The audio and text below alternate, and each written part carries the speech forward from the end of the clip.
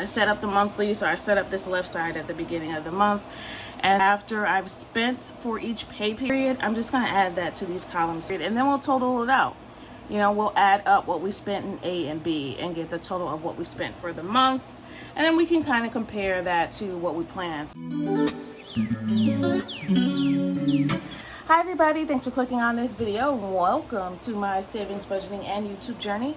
I am here to represent the hardworking, low-income single parents. On this channel, I experiment with different budgeting styles, savings goals, and I share the strategies I learn as I go. So if that sounds interesting at all to you, please go ahead and click the like button and subscribe to follow my journey. Okay everybody, so today this video is kind of out of order. What I usually do is at the end of a pay period, I close out my budget, which means I just take a look at what I've spent throughout the pay period and see, you know, if I was over budget, if what I budgeted for, if I stayed within that amount, or if I went over, why did I go over? So it's just a way for me to review my budget to see if there's anything that I need to start changing in the future, or if I need to make up some funds or whatever I need to do to just kind of course correct myself. So since I've already done my cash stuffing, which means I've prepared for the week that I'm in now, I want to close out the week that I was in before just to look at, you know, what I spent, just to review that budget. So let me show you what I spent, and then I want to show you kind of what my closeout plan is going to be going forward. But what we're closing out now is the first pay period in June. So that pay period for June went from June 5th to June 18th. So this pay period was a little bit different because now, thanks to Sofi, I am going to get paid on Mondays from now on. So I get paid 2 days earlier. I always used to hear that on these, you know, these banking apps. They tell you, oh, you get paid 2 days earlier. I always thought that was like a scam. Like, how could that even be possible? But I do. I get paid on Mondays now because all of my income from now on is going to be going straight to Sofi. If I need to move it around after that, I'll do that. But it was just easier for me to all start in one place. And also, Sofi is tracking everything. Sofi is now able to, of course, except for the cash that I take out. Sofi is now able to track all my money because all of my bank accounts are now attached to Sofi. So that's making tracking my expenses and where they go so much easier, and another reason for you to open up the Sofi high yield savings account if you have not done so before or yet. So let me show you what I spent in the month of June so far for these 2 weeks. So the first thing I did to do my closeout was I took a look at all of my spending. So here is my spending from each of the kind of spending accounts that I use. So first I started with cash. So I track my cash individually. So I take the money out of the bank. As you'll see, when I did my cash stuffing, I determine how much I want to take out. I take out that amount and separate it into the categories that I want to track. So personal, health, pet, entertainment, dining, and miscellaneous. Those are the categories that I keep in my wallet. So this is what I spent for that first pay period. I tracked everything, the date, where I spent it, what category I'm considering that expense, and how much I spent. So what I used to do was take the starting amount and then subtract. I'm not doing that anymore because I've been tracking wrong. Well, maybe not wrong, but yeah, I'm going to say wrong. I'm going to switch it. What I usually do is take the starting amount and subtract from there. I really just want to know what I spent. So I'm going to start adding together what I spent. No more trying to get everything to, does the starting balance match the ending balance and what cents in between? And I'm not doing all that. I just want to know how much I spent. That's what matters. I'll deal with what's left on the back end. So this is how much I spent total in cash. I spent a total of $216. Any rollover that was left, I went over with you in my cash stuffing. So if you want to look at that cash stuffing, take a look at that. I had money in health, pet, personal, and miscellaneous left over. So I had money left in all 4 of those categories. Most of it just got rolled over to the next week, and $9 of it from the miscellaneous category I ended up saving and putting towards our family fund cash envelope. So that's what I'm going to start doing. This was a much easier closeout. I just want to know how much I spent and what I spent in each category. So you can see I did that at the top here. A lot of this is motivated by the budget mom. I just tweaked it a little bit to make it work for me. I tried to follow her system exactly, and it does not work for me. So I did tweak it to, to meet my needs. And I encourage everyone to, develop a system, no matter where you start with, tailor it to you and to what works for you, and whatever keeps you on track budget wise, continue to do that. It took me a long time to find what works for me, and it might change in the future, but I digress. So you see, I spent in personal $44. We spent $67 in entertainment. In health, we spent $24. Dining, we spent $77. And miscellaneous, we spent $4. So I went ahead and just did that with every account that I have. So that was cash. This is in my variable account. So I put my variables, so groceries, gas, and my toiletries, I have on it's a debit card. So that's what I do, kind of just to separate these three categories on their own. That way when I take out that debit card, I know exactly what I can use that for. I can use that for groceries, I can use it for gas, and I can use it for toiletries. Walmart, I bought some clothes, some shorts for my daughter from there, so that came out of her clothing account. So I just transferred it from Sofi to replace what I spent at Walmart. And then that way I can still use it for groceries, gas, and home toiletries. And then I have my bill account here. So I wrote down everything that came out of there and color coded it to what category it came from. So in personal, we spent $110 out of there. Debt, we spent $132. Entertainment, we spent $445, and a lot of that is from the Canada vacation deposit that we put down. So that was for the hotel for our Canada stay in August. So that came out of the account. That's the only reason why it's so much. And we also went to a festival, so that came from entertainment as well. So in home, we spent $127.55.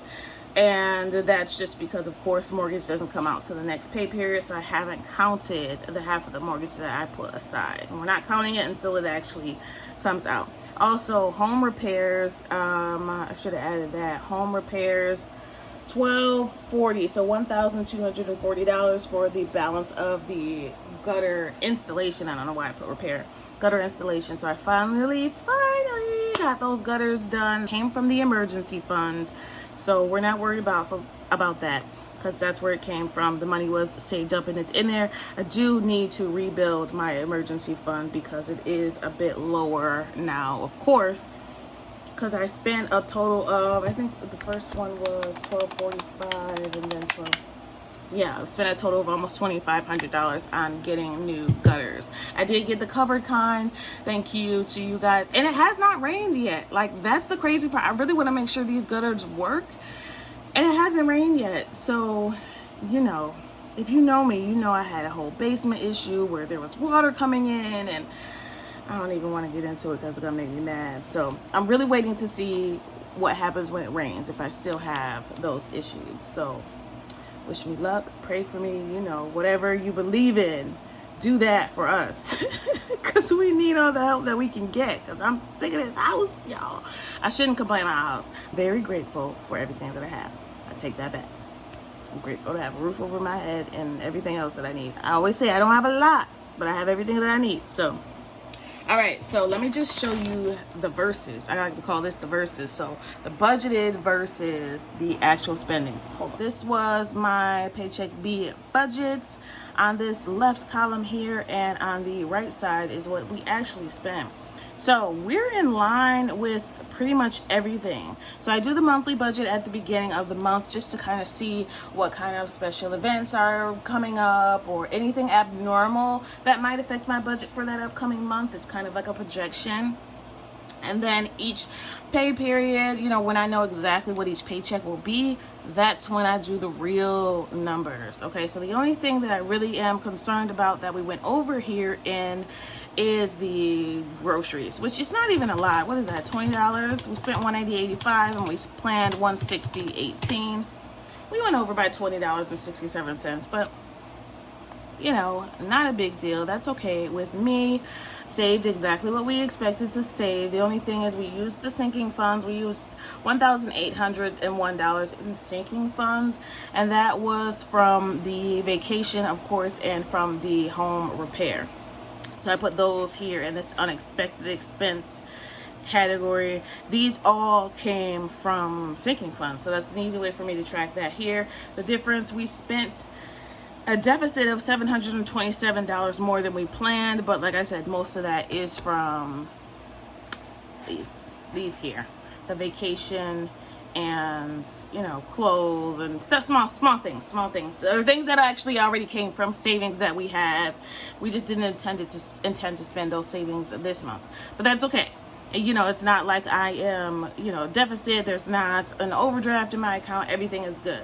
So we're putting that to the side. So let me just show you what I have decided to do. Again, like I said, the monthly budget is just a projection. I'm not really, you know, hardcore tracking the difference between my monthly budget and the bi-weeklies. I more care about the bi-weekly budgets, you know, when I've sat down and I know how much it is.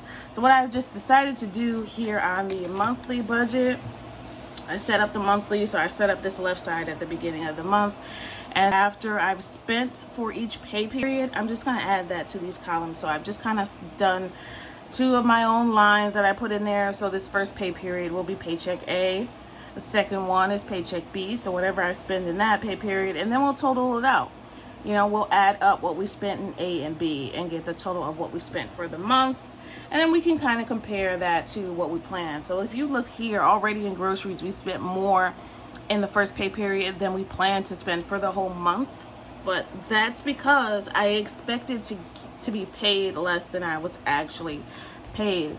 For the first paycheck of the month, when I did the monthly budget, I thought I was only going to get paid $1,400, and I was actually paid $1,500.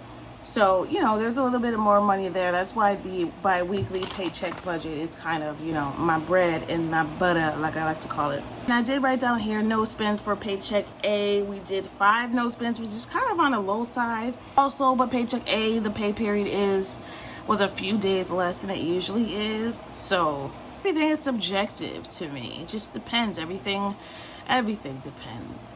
Rollover, we saved, or I have to update that. We saved money from the miscellaneous envelope in my wallet. Everything else got rolled over. Everything else went from one paycheck to the second. It just stayed in the wallet. I didn't take money out and save it like sometimes I do, because I know that I had some more expenses coming up this pay period, so I just left the money in there.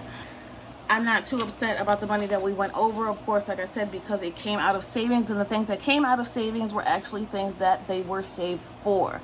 Now, if I had to take money out of savings for something that I didn't plan, or let's say I went shopping, or, you know, there was just something that I didn't necessarily need that I used like my emergency fund on, that is when I would be upset.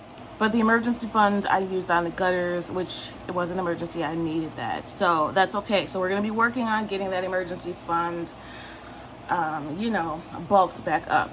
That's what I had to talk to you about today. There are going to be a few videos coming up. There's going to be, like I said, my YouTube cash stuffing. There's going to be a closeout of the quarter 2. I am going to be letting you know what my plan is for quarter 3. That starts on July 1st. Yeah, I need to take some of this money that I have saved in my binders here. Some of that has to go back to the bank. I'm going to put that into my Sofi account, you know, so I can get as much interest as possible and start fresh for quarter 3. Okay, so wait a second. I almost forgot to show you guys my review of my goals for the first pay period, because I am doing bi-weekly goals. So let me show you what those goals were. So hopefully you can see this. So my pre-budget notes were to restart Netflix. I did do that, and to develop an investment plan. I did do that. My investment plan is going to be putting $10 into a Cash App. Sinking funds used, we did go over that. It's just kind of like a stock. I'm just putting small amounts into $10 every pay period. So that's my plan. Prep my expense tracker. I have done that. So I'm going to keep expense tracking. I'm only expense tracking in cash, like I said. So that's easy for me to do. So that was right there on my budget sheet. Financial goals. I hit all of these, creating the investment plan, closing out my old savings account. So I did have a savings account that I'm no longer using because of Sofi, so I did close that, and to track my expenses. I did really good in that for the first pay period. The only thing I missed was stay within the grocery budget. We went over by $20.67, so that's okay. Personal goals, I met all 3 of these. I reset my habit tracker. I worked out 80% of the time.